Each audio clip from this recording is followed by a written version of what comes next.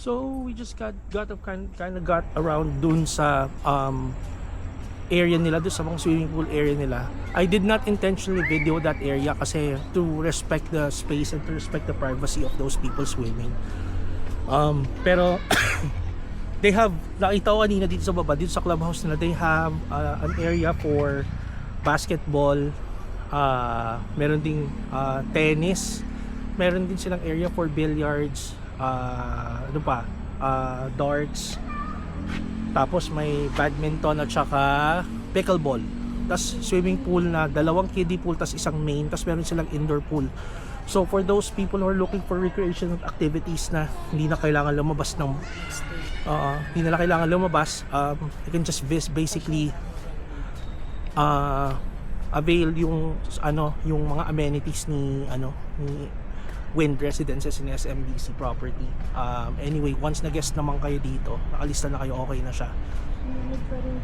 Lamig. Oo nga. Tapos ayan, ito yung walkway dito for yung jogging area is okay.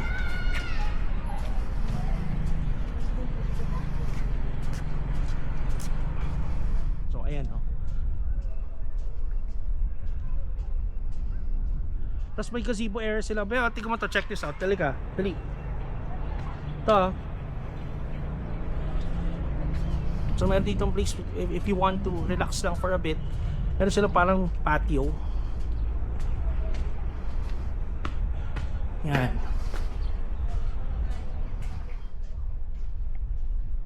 Ganda. Ayan, oh. Dito is presko. Siguro ewan ko, pwede mo mag-picnic dito or something. Pwede mo magdala ng food. Ganda to, sila, landscape yung area.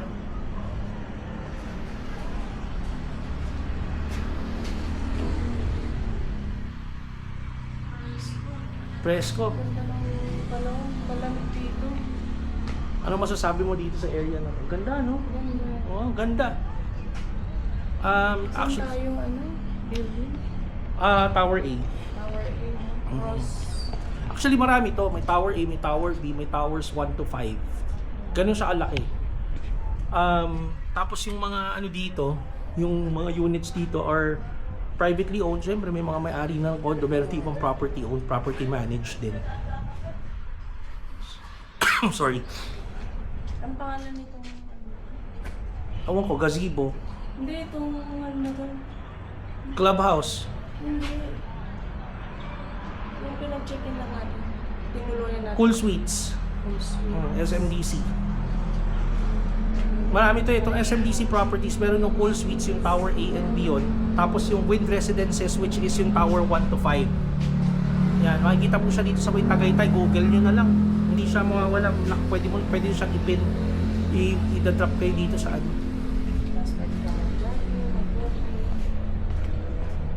Mamaya check natin yung check natin yung sinasabi nilang overview nila, yung Good morning. Shout out to Ronald. overviewing nila. Hi, sis. Hello. So ayan yung area. This is a good place to go around and roam around, no.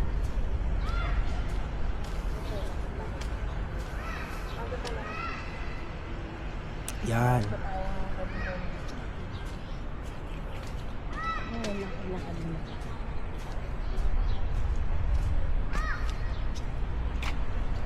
Ang presko niya, no? Alas 8 ng umaga pero parang alas 6, alas 7 lang yung feeling. Alas 6, alas 7 lang yung feeling, guys, no? Personally, I like the place. I like this place. This is our second time to be here. And every time that we go here, we look forward to it kasi there are a lot of things that we can do. Go around. Hindi lang yung mismong mga yung mga gagawin sa Tagaytay and all, no. Kundi ito mismong place na to is already an activity center. Malapit din siya sa mga mga malls kasi doon sa tabi ng tower namin. Hindi, paglabas mo ng tower namin sa may harap ng Wind Residences, itong S1, itong building na to, Ayala Mall na siya. So if you need days or kailangan pupunta sa mall, Hindi ka na magpunta doon. Tapos sa kabila Sky Ranch, dito Sky Ranch.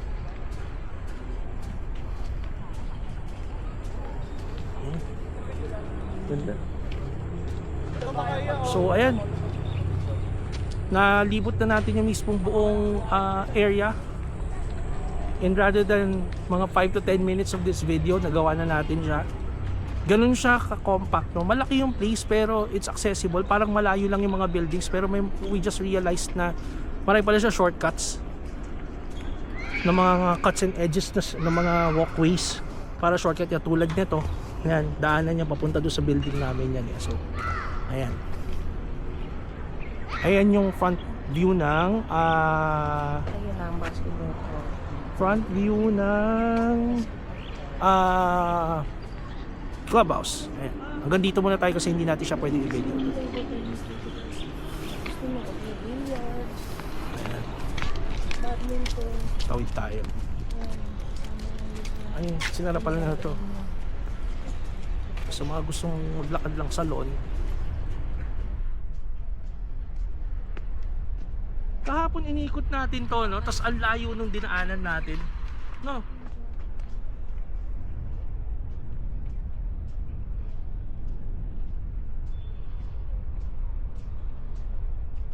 Ang dami nagsiswimming ngayon. Pero since we did not come here for the swim, most likely siguro in the future we'll probably be using the area. But for now, yun yung priority namin.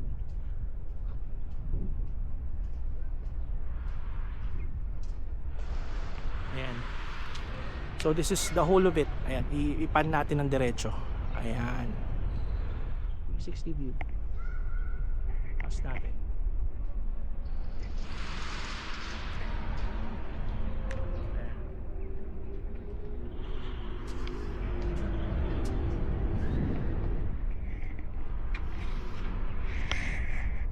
So I'm gonna stop my vid for in the meantime from here. We're just gonna go around, tapos we're gonna plan natin kasi may mga pupuntahan kaming places ngayong araw na to. But anyway, that's about it. Thank you. And we'll see you in the next video.